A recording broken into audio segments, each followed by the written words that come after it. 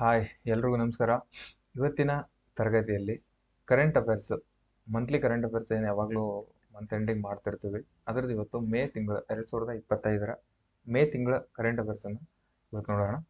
ಓಕೆನಾ? I hope ಹಳೆ ಎಲ್ಲ ಕರೆಂಟ್ ಅಫೇರ್ಸನ್ನು ಕೂಡ ನೀವು ನೋಡಿದಿರ ಅಂತ ಅಂದ್ಕೊಳ್ತೀನಿ. ಇದು ಕಂಪ್ಲೀಟ್ MCQs ಮಾದರಿಯಲ್ಲಿ ಇರುತ್ತೆ. ಓಕೆನಾ? ಮಲ್ಟಿಪಲ್ ಚಾಯ್ಸ್ ಆ ಟೈಪ್ ಇರುತ್ತೆ ಎಲ್ಲ ಕ್ಲಾಸಸ್ ಕೂಡ ಕರೆಂಟ್ ಅಫೇರ್ಸಲ್ಲಿ. ಹಾಗೆ ಒಂದು ತಿಂಗಳಲ್ಲಿ ಆಗಿರುವಂಥ ಇವೆಂಟ್ಸನ್ನು ಕಂಪ್ಲೀಟ್ ಫಿಲ್ಟರ್ ಮಾಡಿಕೊಂಡು ಜಸ್ಟ್ 50 ಕ್ವಶನ್ಸ್ ಅಷ್ಟೇ ಇರುತ್ತೆ. ಯಾಕಂದರೆ ಕರೆಂಟ್ ಅಫೇರ್ಸ್ ಅಂದರೆ ಜಾಸ್ತಿ ಇರುತ್ತೆ, ಅದು ಹಾಗಾಗಿ ಫಿಲ್ಟರ್ ಮಾಡಿಕೊಂಡು ಟು ದ ಇಂಪಾರ್ಟೆಂಟ್ ಇರೋದನ್ನು ಮಾತ್ರ 50 ಕ್ವಶನ್ಸ್ ತೊಗೊಂಡು ಅದ್ರ ಜಸ್ಟ್ ಹಿಂದೆ ಮುಂದೆ ಸ್ವಲ್ಪ ಎಕ್ಸ್ಪ್ಲೈನ್ ಮಾಡ್ಕೊತ ಹೋಗೋದು. ಇದು ಕ್ಲಾಸಿನ ಪ್ರೊಸೀಜರ್ ಇರುತ್ತೆ. ಓಕೆನಾ? ಯಾಕಂದರೆ ಕಡಿಮೆ ಸಮಯದಲ್ಲಿ ಕಂಪ್ಲೀಟ್ 1 ಮಂತಿಂದು ಕವರ್ ಮಾಡೋ ಉದ್ದೇಶದಿಂದ ಇದು ಮಾಡ್ತಿರುತ್ತೆ. Okay, I hope. ಆಮೇಲೆ ಯಾವುದೇ ಎಕ್ಸಾಮ್ಸು ಪ್ರಿಪೇರ್ ಮಾಡ್ತಿದ್ರು ಕೂಡ ನೀವು ಅದರ ಕ್ವಶನ್ ಪೇಪರ್ ನೋಡ್ಬೇಕಂತ ಪ್ರತಿ ಸಲ ಹೇಳಿರ್ತೀನಿ ನಾನು. ಮತ್ತು ಇಂಡಸ್ಟ್ರಿಯಲ್ ಎಕ್ಸ್ಟೆನ್ಷನ್ ಆಫೀಸರ್ ಯಾರು ಪ್ರಿಪೇರ್ ಆಗ್ತಿದ್ರೋ ಮತ್ತು ಯಾವುದೇ KPSC ಎಕ್ಸಾಮ್ಗೆ ಓದ್ತಿದ್ರೋ ಅದ್ರ ಓಲ್ಡ್ ಕ್ವಶನ್ ಪೇಪರ್ನ ಆಲ್ರೆಡಿ ಸಾಲ್ವ್ ಮಾಡೋದು ಇದು ಪ್ಲೇ ಲಿಸ್ಟ್. ಇದು KPSC ಕ್ವಶನ್ ಪೇಪರ್ ಅನಾಲಿಸಿಸ್ ಅಂತಂದು, ಆಮೇಲೆ ಗ್ರೂಪ್ ಸಿ ಎಕ್ಸ್ಟ್ರಾ ಸಿಲೆಬಸ್ ಅಂತ ಇನ್ನೊಂದು ಫೋಲ್ಡರ್ ಇದೆ. ಇವೆಲ್ಲರಲ್ಲೂ ಕೂಡ ಮ್ಯಾಕ್ಸಿಮಮ್ ವೀಡಿಯೋಸ್ ಇದ್ದಾವೆ.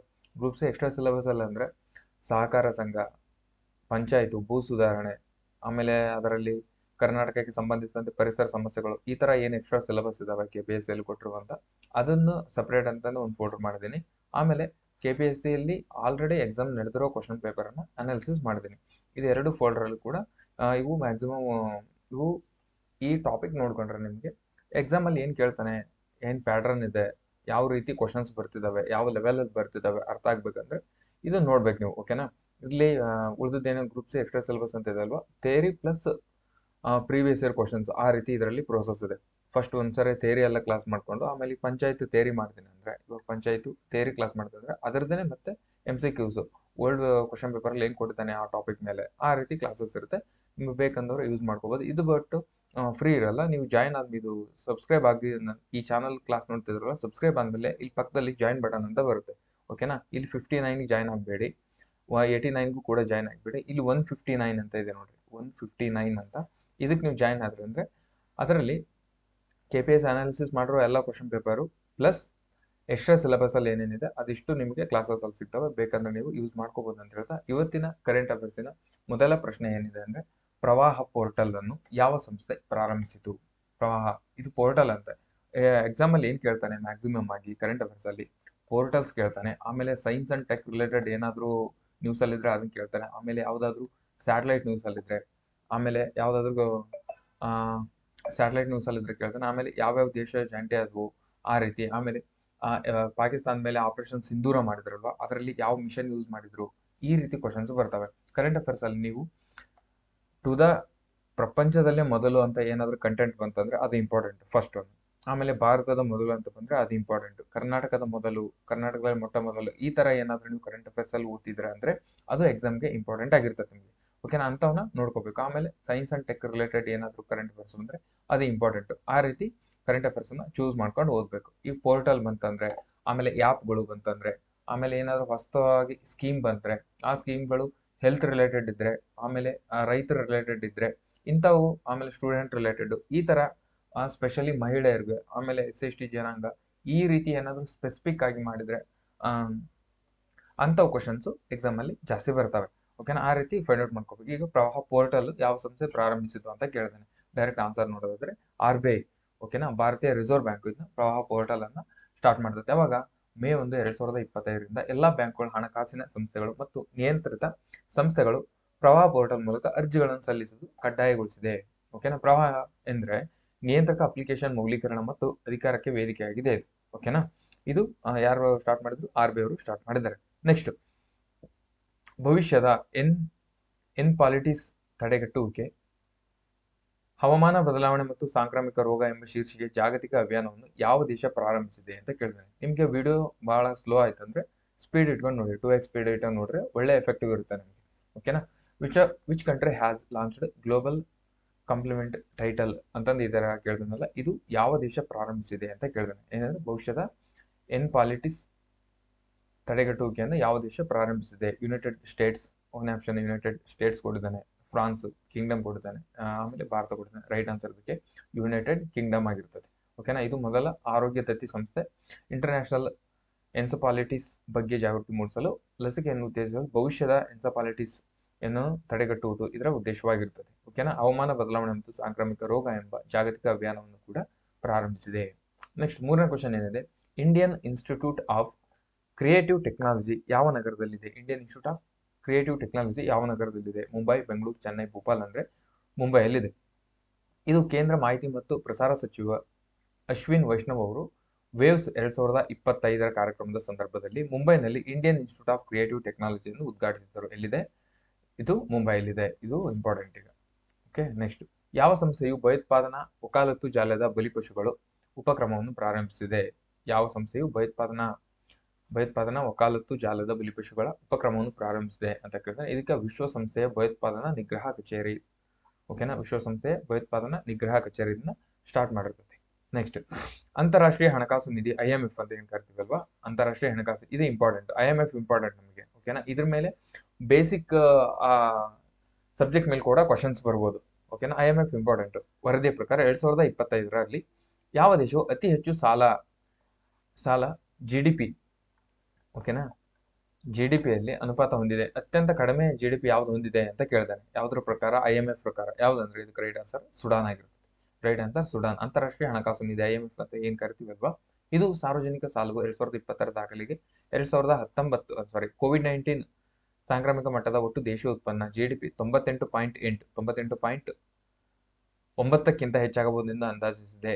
ಓಕೆನಾ. ಇದು ಸುಡಾನ್ ವಿಶ್ವದಲ್ಲಿ ಅತಿ ಹೆಚ್ಚು ಸಾಲ ಹೊಂದಿರುತ್ತೆ. ಎಷ್ಟು? 252% ಹೊಂದಿದೆ ಅಂತೆ. ಭಾರತ ಎಷ್ಟು? 80% ಸಾಲದ ಅನುಪಾತ ಹೊಂದಿ 31ನೇ ಸ್ಥಾನ ಭಾರತ ಇದೆ. ಭಾರತವು ಕೂಡ ಇಂಪಾರ್ಟೆಂಟ್. ಅತ್ಯಂತ ಕಡಿಮೆ ಇರೋದು ಸುಡಾನ್, ಭಾರತ ಇರೋದು 31ನೇ ಪ್ಲೇಸ್ ಅಲ್ಲಿ ಇದೆ. ಓಕೆನಾ. ನೆಕ್ಸ್ಟ್, ಬಾಹ್ಯಾಕಾಶದಲ್ಲಿ ಥರ್ಮೋಲ್ಯುಗಿನೇಷನ್ ಒಂದ್ ನಿಮಿಷ.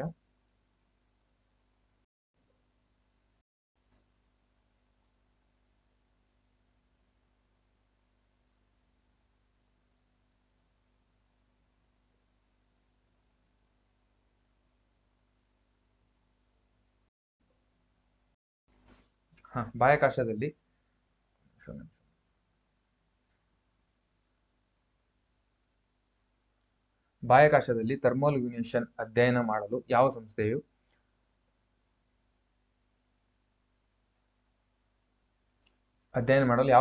3D ಕಂಪ್ಯೂಟಿಂಗ್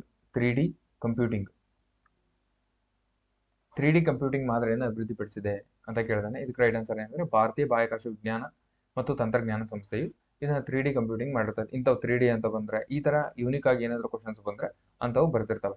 ಓಕೆನಾ. ನೆಕ್ಸ್ಟ್, ತೆಂಡು ತಲೆ ಎಂದು ಕರೆಯಲ್ಪಡುವ, ಕೆಂಡು ಎಲೆ ಅಂದ್ರೆ ಇಲ್ಲಿ ನೋಡ್ರಿ, ಕೆಂಡು ಲೀಫ್ ಅಂದ್ರೆ ಕೆಂಡು ಎಲೆ ಅನ್ನೋದನ್ನ ತೆಂಡು ಲೀಫ್ ಎಂದು ಕರೆಯಲ್ಪಡುವ ಭಾರತೀಯ ರಾಜ್ಯದ ಹಸಿರು ಚಿನ್ನ ಯಾವ ರಾಜ್ಯದಲ್ಲಿ ಹಸಿರು ಚಿನ್ನ ಅಂತ ಕರೀತಾರೆ? ಒಡಿಶಾ, ಜಾರ್ಖಂಡ್, ಬಿಹಾರ್, ಗುಜರಾತ್ ಅಂತ ಕೇಳಿದ್ರೆ ಇದಕ್ಕೆ ಒಡಿಶಾದಲ್ಲಿ ಕರೀತಾರೆ. ಓಕೆನಾ. ನೆಕ್ಸ್ಟ್, 2025 ವಿಶ್ವ ಪತ್ರಿಕಾ ಸ್ವಾತಂತ್ರ್ಯ ಸೂಚ್ಯಂಕದಲ್ಲಿ ಎಷ್ಟನೇ ಸ್ಥಾನದಲ್ಲಿದೆ? ಪತ್ರಿಕಾ ಸೂಚ್ಯಂಕದಲ್ಲಿ 151ನೇ ಸ್ಥಾನದಲ್ಲಿ ಭಾರತ ಇದೆ ಇವಾಗ. ಓಕೆನಾ. ಇದನ್ನ ಯಾರು ರಿಲೀಸ್ ಮಾಡ್ತಾರೆ ಅಂದ್ರೆ ರಿಪೋರ್ಟರ್ಸ್ ವಿದೌಟ್ ಬಾರ್ಡರ್ಸ್ ಇದನ್ನ ಇವರು ಪ್ರಕಟಣೆ ಮಾಡ್ತಾರೆ. 2025ರಲ್ಲಿ 151ನೇ ಸ್ಥಾನ ಭಾರತ ಇದೆ. 180 ದೇಶಗಳ ಪೈಕಿ 151ನೇ ಸ್ಥಾನದಲ್ಲಿದೆ. 2024ರಲ್ಲಿ 159 ಇತ್ತು. 2023ರಲ್ಲಿ 161 ಇತ್ತು. ಇವಾಗ 151ನೇ ಸ್ಥಾನದಲ್ಲಿ ಬಂದು ಸ್ವಲ್ಪ ಸುಧಾರಣೆಯನ್ನು ಕಂಡಿದೆ. ಆದ್ರೆ ಇದು ಅತ್ಯಂತ ತುಂಬಾ ಗಂಭೀರವಾದ ಪರಿಸ್ಥಿತಿಯಲ್ಲಿ ಭಾರತ ಇದೆ. ಹಾಗೆ ನೇಪಾಳವು 90ನೇ ಸ್ಥಾನದಲ್ಲಿ, ಮಾಲ್ಡೀವ್ಸ್ 104, ಶ್ರೀಲಂಕಾವು 139, ಬಾಂಗ್ಲಾದೇಶವು 149ನೇ ಸ್ಥಾನದಲ್ಲಿ ಇದೆ. ಓಕೆನಾ. ನೆಕ್ಸ್ಟ್, ವಿಶ್ವದ ಅತಿ ದೊಡ್ಡ ಬ್ಯಾಟರಿ ಚಾಲಿತ ಹಡಗನ್ನು ಹಲ್ 096 ಎಂದು ಹೆಸರಿಸಲಾದ ಯಾವ ದೇಶವು ಪ್ರಾರಂಭಿಸಿದೆ? ಇದು ಒಂದು ಬ್ಯಾಟರಿ ಚಾಲಿತ ಹಡಗಂತ. ಯಾವುದು? ಹುಲ್ 096. ಇದನ್ನ ಯಾವ ದೇಶ ಪ್ರಾರಂಭ ಮಾಡಿದೆ? ರಷ್ಯಾ, ಭಾರತ, ಫ್ರಾನ್ಸ್, ಆಸ್ಟ್ರೇಲಿಯಾ ಅಂತ ಕೇಳಿದ್ರೆ ಇದನ್ನ ರೈಟ್ ಆನ್ಸರ್ ಆಸ್ಟ್ರೇಲಿಯಾವಾಗಿರ್ತದೆ. ಓಕೆನಾ. May 2, 2025 Australia start ಮಾಡಿರ್ತದೆ.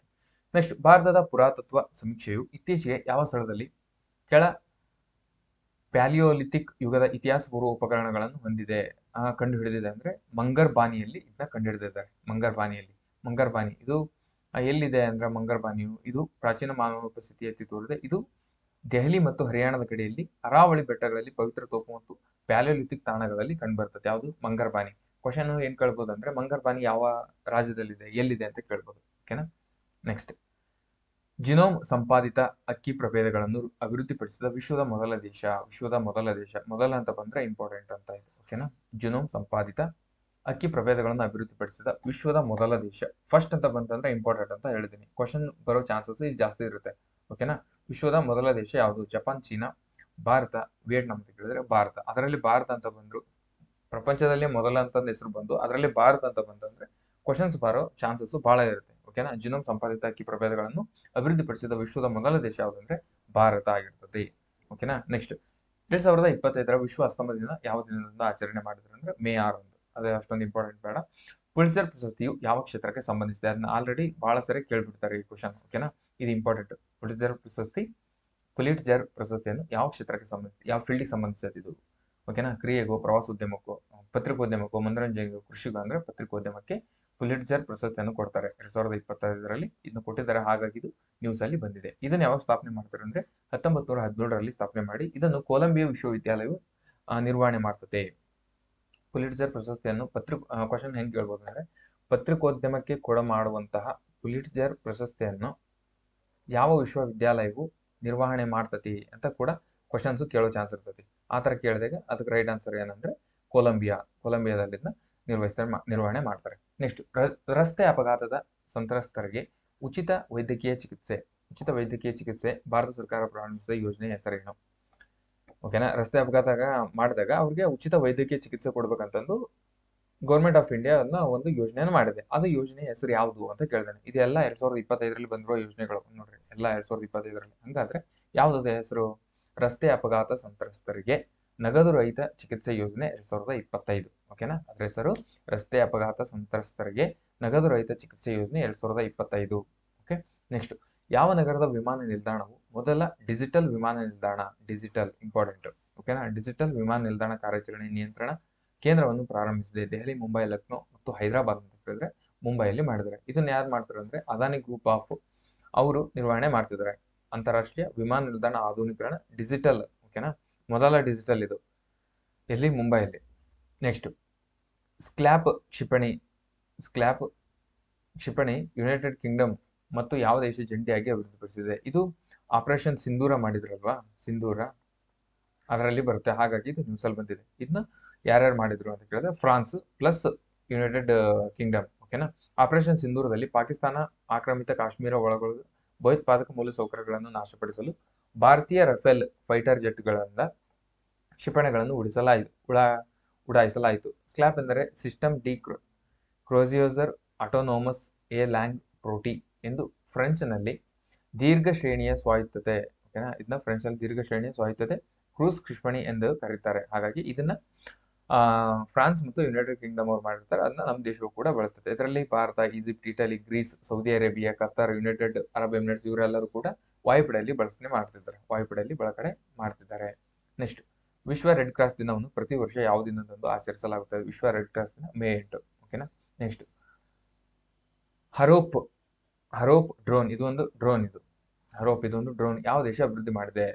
ಓಕೆನಾ. ಹರೋಪ್ ಡ್ರೋನ್ ಇದನ್ನ ಇಸ್ರೇಲ್ ಮಾಡಿದೆ. ಹರೋಪ್ ಡ್ರೋನ್ ಇಸ್ರೇಲ್ ಏರೋಸ್ಪೇಸ್ ಇಂಡಸ್ಟ್ರೀಸ್ನ MBT ಕ್ಷಿಪಣಿಯ ವಿಭಾಗವು ಅಭಿವೃದ್ಧಿಪಡಿಸಿದ ಒಂದು ಯುದ್ಧ ಸಾಮಗ್ರಿಯಾಗಿದೆ. ಇದು ಭಾರತೀಯ ಸಶಸ್ತ್ರ ಪಡೆಗಳ ಆಪರೇಷನ್ ಸಿಂಧೂರ್ನಲ್ಲಿ ಇದನ್ನು ಕೂಡ ಬಳಕೆ ಮಾಡಿಕೊಂಡಿದ್ದಾರೆ. ಯಾವ್ದನ್ನ?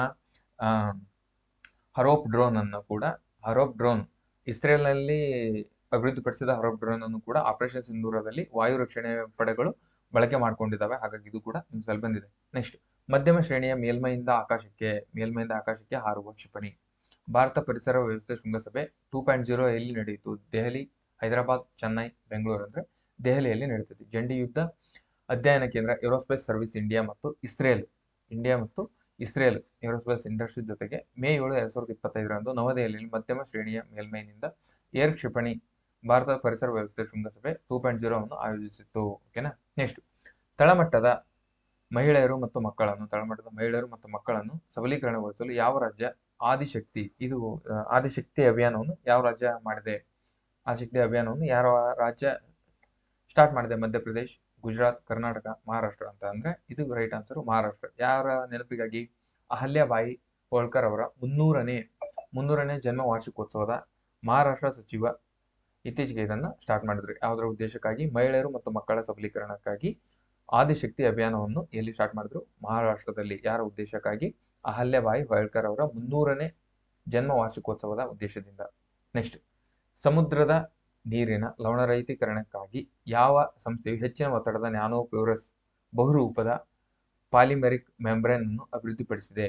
ಸಮುದ್ರ ನೀರಿನ ಲವಣರಹಿತ ಕಾರಣಕ್ಕಾಗಿ ಯಾವ ಸಂಸ್ಥೆಯು ಹೆಚ್ಚಿನ ಒತ್ತಡದ ನ್ಯಾನೋಪೋರಸ್, ಇದು ಇಂಪಾರ್ಟೆಂಟ್, ಓಕೆನಾ, ನ್ಯಾನೋಪೋರಸ್ ಬಹುಪದರದ ಪಾಲಿಮೆರಿಕ್ ಮೆಂಬ್ರೇನ್ ಅನ್ನು ಅಭಿವೃದ್ಧಿಪಡಿಸಿದೆ ಅಂತಂದ್ರೆ ರಕ್ಷಣಾ ಸಂಶೋಧನಾ ಮತ್ತು ಅಭಿವೃದ್ಧಿ ಸಂಸ್ಥೆ DRDO ಅವರು ಅಭಿವೃದ್ಧಿ ಮಾಡಿದ್ದಾರೆ. ಇದನ್ನ ರಕ್ಷಣಾ ಸಂಶೋಧನಾ ಮತ್ತು ಅಭಿವೃದ್ಧಿ ಸಂಸ್ಥೆ ಸಮುದ್ರದ ನೀರಿನ ಲವಣೀಕರಣಕ್ಕಾಗಿ ಹೆಚ್ಚಿನ ಒತ್ತಡದ ನ್ಯಾನೋಪೋರಸ್ ಬಹುಪದರದ ಪಾಲಿಮೆರಿಕ್ ಮೆಂಬ್ರೇನ್ ಅನ್ನು ಅಭಿವೃದ್ಧಿ ಮಾಡಿದ್ದಾರೆ. ನೆಕ್ಸ್ಟ್ 22ನೇ ಕ್ವಶನ್. ಪ್ರತಿ ವರ್ಷ ಯಾವ ದಿನದಂದು ಅಂತಾರಾಷ್ಟ್ರೀಯ ಕುಟುಂಬಗಳ ದಿನ ಅಂತ ಆಚರಣೆ ಮಾಡ್ತಾರೆ ಅಂದ್ರೆ ಮೇ 15ರಂದು, ಓಕೆನಾ. ಇವು ಕಂಡಪಟ್ಟನೆ ಹಾಕ್ಬೇಕು ಇವನ್ನೆಲ್ಲ ನೀವು ಲಿಸ್ಟ್. ನೆಕ್ಸ್ಟ್ 2025ರ 7ನೇ ಖೇಲೋ ಇಂಡಿಯಾ ಯೂತ್ ಗೇಮ್ಸ್ ನಲ್ಲಿ ಪದಕ ಪಟ್ಟಿಯಲ್ಲಿ ಯಾವ ರಾಜ್ಯವು ಅಗ್ರಸ್ಥಾನದಲ್ಲಿದೆ? 2025ರ ಖೇಲೋ ಇಂಡಿಯಾ ಯೂತ್ ಗೇಮ್ ನಲ್ಲಿ ಅಗ್ರ ಸ್ಥಾನದಲ್ಲಿ ಇರೋದು ಯಾವ ರಾಜ್ಯ? ಮಹಾರಾಷ್ಟ್ರ, ಹರಿಯಾಣ, ಗುಜರಾತ್, ಬಿಹಾರ್ ಅಂತಂದ್ರೆ ಇದಕ್ಕೆ ರೈಟ್ ಆನ್ಸರ್ ಮಹಾರಾಷ್ಟ್ರದಲ್ಲಿ ಖೇಲೋ ಇಂಡಿಯಾ ಅಗ್ರಸ್ಥಾನದಲ್ಲಿದೆ 2025ರಲ್ಲಿ. ನೆಕ್ಸ್ಟ್, ಭಾರತದಲ್ಲಿ ಪ್ರತಿ ವರ್ಷ ಯಾವ ದಿನದಂದು ರಾಷ್ಟ್ರೀಯ ಡೆಂಗು ದಿನವನ್ನು ಆಚರಣೆ ಮಾಡ್ತಾರೆ? 3 ದಿನ ಬಂದು ನೋಡ್ರಿ. ರಾಷ್ಟ್ರೀಯ ಡೆಂಗು ದಿನವನ್ನು ಮೇ 16ರಂದು ಆಚರಣೆ ಮಾಡ್ತಾರೆ. ನೆಕ್ಸ್ಟ್, ಭಾರತದ ಕಡಲ ವಲಯದಲ್ಲಿ ಲಿಂಗ ಸಮಾನತೆಯನ್ನು ಉತ್ತೇಜಿಸಲು ಸರ್ಕಾರ ಪ್ರಾರಂಭಿಸಿದ ಉಪಕ್ರಮ ಯಾವುದು? ಭಾರತದ ಕಡಲ ವಲಯದಲ್ಲಿ ಸ್ಪೆಸಿಫಿಕ್ ಆಗಿ ಹೇಳ್ತಿದ್ದಾನೆ ಅಂದ್ರೆ ಅದು ಇಂಪಾರ್ಟೆಂಟ್ ಅಂತ, ಓಕೆನಾ. ಭಾರತದ ಕಡಲ ವಲಯದಲ್ಲಿ ಲಿಂಗ ಸಮಾನತೆಯನ್ನು ಉತ್ತೇಜಿಸಲು ಸರ್ಕಾರ ಪ್ರಾರಂಭಿಸಿದ ಉಪಕ್ರಮದ ಹೆಸರೇನು? ನಾರಶಕ್ತಿ, ಸಾಗರ ಶಕ್ತಿ ಅಂತ ಅಂದ್ರೆ ಸಾಗರ್ ಮೇ ಸನ್ಮಾನ್, ಇದಕ್ಕೆ ರೈಟ್ ಆನ್ಸರ್ ಆಗಿರ್ತದೆ. Sagar Mein Samman right answer. Next, ಸುದ್ದಿಯಲ್ಲಿ ಕಾಣಿಸಿಕೊಂಡಿದ್ದ ನಾರಾಯಣಪಟ್ಟಣ ಮೇಕೆ ಯಾವ ರಾಜ್ಯಕ್ಕೆ ಸ್ಥಳೀಯವಾಗಿದೆ ಅಂತಂದ್ರೆ ಒಡಿಶಾಕ್ಕೆ ಸ್ಥಳೀಯವಾಗಿದೆ. ಒಡಿಶಾದಲ್ಲಿ ಕಂಡುಬಂದಿದೆ. ಇದು ರೋಗ ನಿರೋಧಕ ಮತ್ತು ಹವಾಮಾನ ಸ್ಥಿತಿಸ್ಥಾಪಕತ್ವಕ್ಕೆ ಗುರುತಿಸಲ್ಪಟ್ಟ ನಾರಾಯಣಪಟ್ಟಣ ಮೇಕೆ ಅವೈಜ್ಞಾನಿಕ ಮಿಶ್ರತಳಿ. ಇದು ಒಂದು ಮಿಶ್ರತಳಿ. ಅಧಿಕೃತ ತಳಿ ಗುರುತಿಸುವಿಕೆ ಕೊರತೆಯಿಂದ ಬೆದರಿಕೆಗಳನ್ನು ಎದುರಿಸುತ್ತಿದೆ, ಹಾಗಾಗಿ ಇದು ನ್ಯೂಸ್ ಅಲ್ಲಿ ಬಂದಿದೆ. ನೆಕ್ಸ್ಟ್, ಕಂದ ಬುಡಕಟ್ಟು ಇಂಪಾರ್ಟೆಂಟ್, ಓಕೆನಾ. ಬುಡಕಟ್ಟು ಟಾಪಿಕ್ ಇಂಪಾರ್ಟೆಂಟ್. ಕಂದ ಬುಡಕಟ್ಟು ಪ್ರಾಥಮಿಕವಾಗಿ ಯಾವ ಭಾರತೀಯ ರಾಜ್ಯದಲ್ಲಿ ಕಂಡು ಬಂದಿದೆ? ಜಾರ್ಖಂಡ್, ಒಡಿಶಾ, ಮಧ್ಯಪ್ರದೇಶ, ಮಹಾರಾಷ್ಟ್ರ ಅಂತಂದ್ರೆ ಒಡಿಶಾದಲ್ಲಿ ಕಂಡು ಬರ್ತತಿ. ಯಾವುದು? ಒಡಿಶಾದ ಕಂದಮಾಲ್ ಜಿಲ್ಲೆಯ ಕಂದ ಮಹಿಳೆಯರು ಮುಖದಲ್ಲಿ ಅಚ್ಚೆ ಹಾಕಿಸಿಕೊಳ್ಳುವ ಹಳೆಯ ಸಂಪ್ರದಾಯವನ್ನು ತ್ಯಜಿಸಿದ್ದಾರೆ. ಇದನ್ನು ಒಮ್ಮೆ ರಕ್ಷಣೆ ಮತ್ತು ಗುರುತಿಸಿಗಾಗಿ ಬಳಸಲಾಗುತ್ತಿದ್ದು ಯಾವುದು? ಅವರು ಅಚ್ಚೆ ಹಾಕಿಸಿಕೊಳ್ತಿದ್ರಂತೆ ಮುಖದ ಮೇಲೆ, ಓಕೆನಾ. ಅದೊಂದು ಹಳೆಯ ಸಂಪ್ರದಾಯ ಅಂತ, ಅದನ್ನ ತ್ಯಜಿಸಿದಾರಂತೆ ಯಾರು? ಒಡಿಶಾದಲ್ಲಿರುವ ಕಂದಮಾಲ್ ಮಹಿಳೆಯರು. ಹಾಗಾಗಿ ಕಂದ ಬುಡಕಟ್ಟು ಜನಾಂಗ ನ್ಯೂಸ್ ಅಲ್ಲಿ ಬಂದಿದೆ.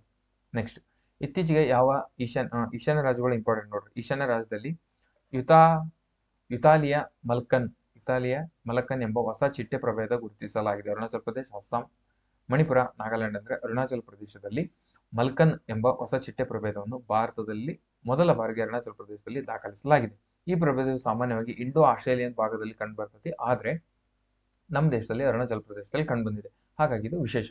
ಇದು ಉತ್ತರ ಥೈಲ್ಯಾಂಡ್, ಮಲಯ ಪರ್ಯಾಯ ದ್ವೀಪ ಮತ್ತು ಸುಂಡರ್ಲ್ಯಾಂಡ್ ದ್ವೀಪಗಳಲ್ಲಿ ಕೂಡ ಇದು ಆಗ್ನೇಯ ಏಷ್ಯಾದಲ್ಲಿ ಕಂಡು ಬರ್ತದೆ. ನೆಕ್ಸ್ಟ್, ಮೇ 2025ರಲ್ಲಿ ನಡೆದ ಯಾವ ಸಮಾರಂಭದಲ್ಲಿ ಭಾರತವು WHO ನಿಂದ ಸಾರ್ವಜನಿಕ ಆರೋಗ್ಯ ಸಮಸ್ಯೆಗಾಗಿ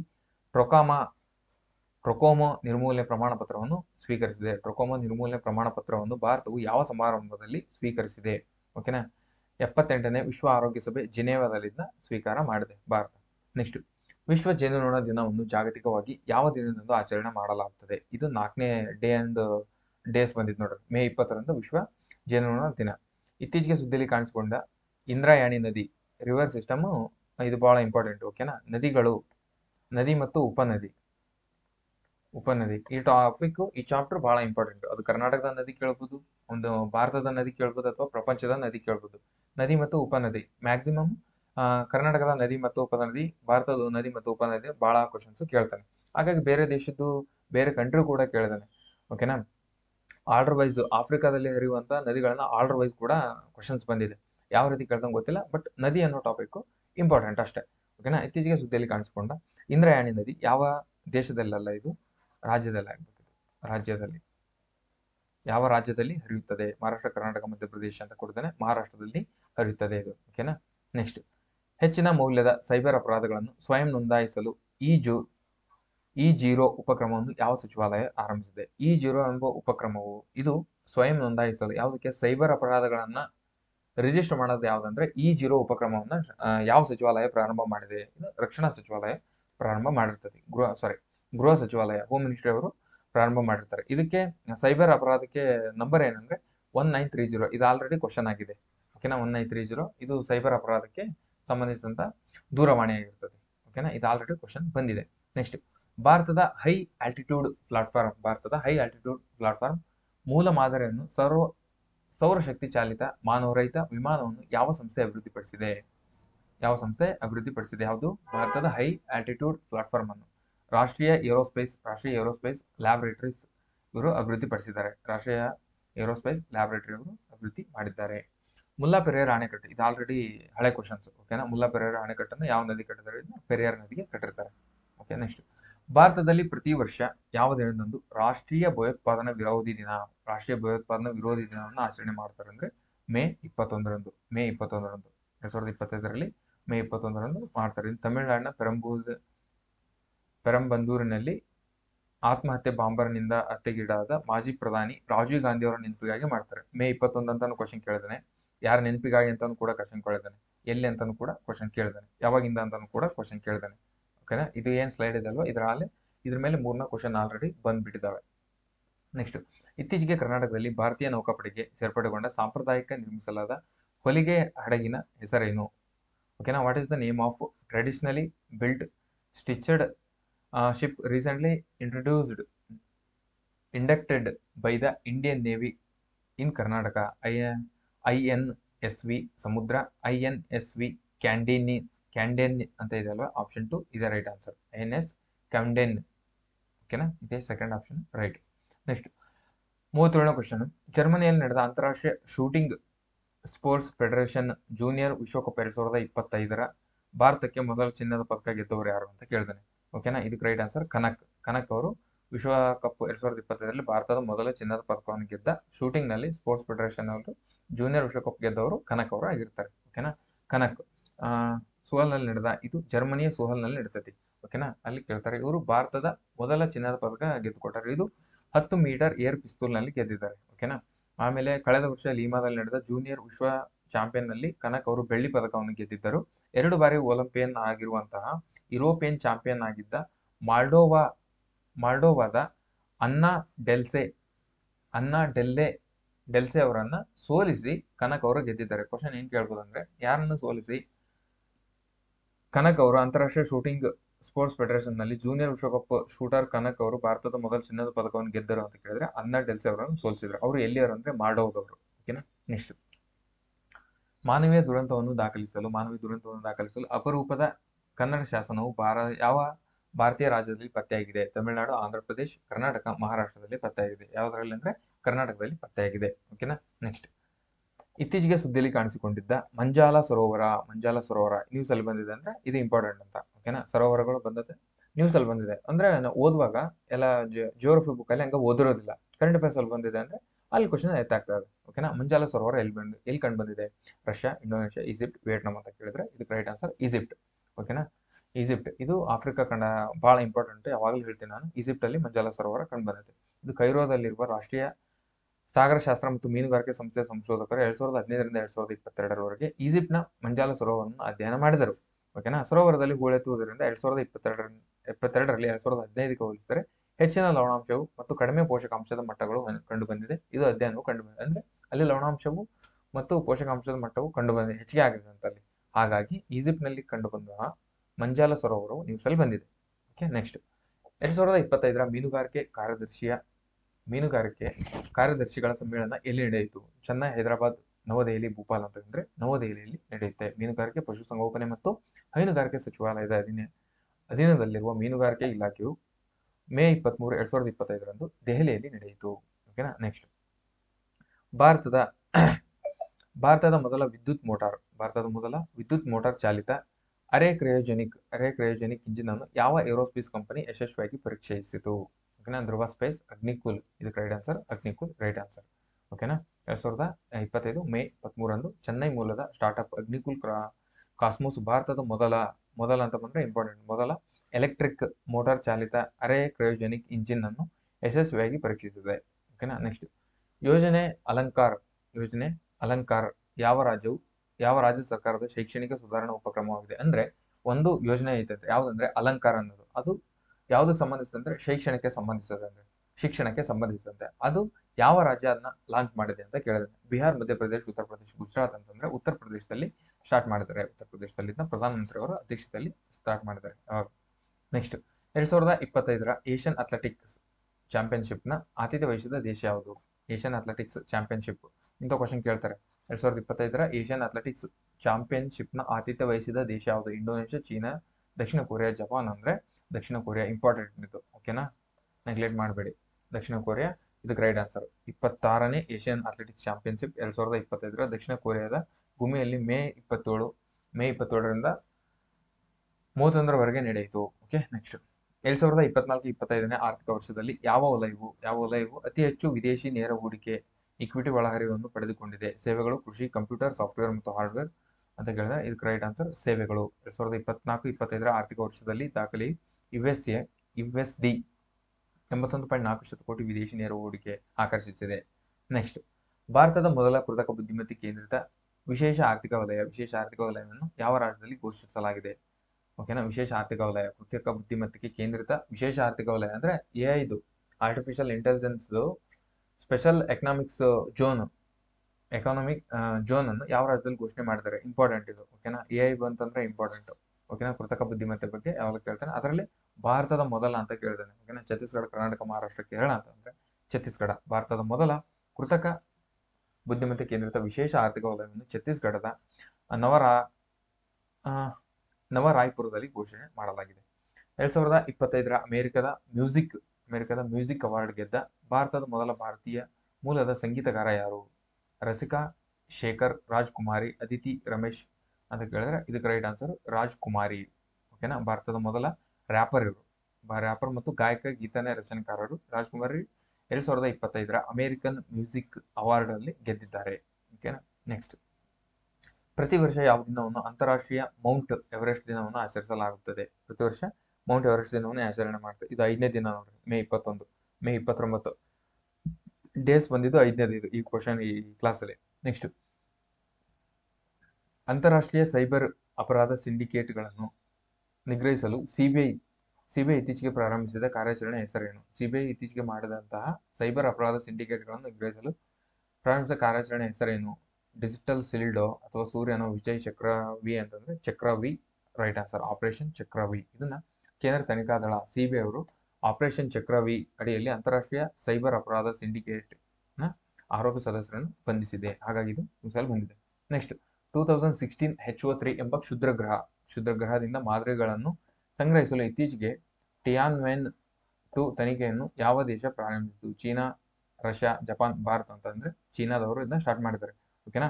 ನೆಕ್ಸ್ಟ್ ಇಂಪಾರ್ಟೆಂಟ್ ಏನಂದ್ರೆ ಮಾರ್ಚ್ 3 ಬಿ ರಾಕೆಟ್ ಬಳಸಿ ಉಡಾವಣೆ ಮಾಡಲಾದ ಕಾರ್ಯಾಚರಣೆ 2027ರ ಅಂತಿಗೆ ಮುಂದುವರೆಯಲಿದೆ. 2021ರಲ್ಲಿ ಆರಂಭವಾದ ಟಿಯಾನ್ವೆನ್ 1 ಮಿಷನ್ ಆರ್ಬಿಟರ್, ಲ್ಯಾಂಡರ್ ಮತ್ತು ಇದು ರೋವರ್ನೊಂದಿಗೆ ಮಂಗಳ ಗ್ರಹಕ್ಕೆ, ಯಾವುದು ಟಿಯಾನ್ವೆನ್ 1.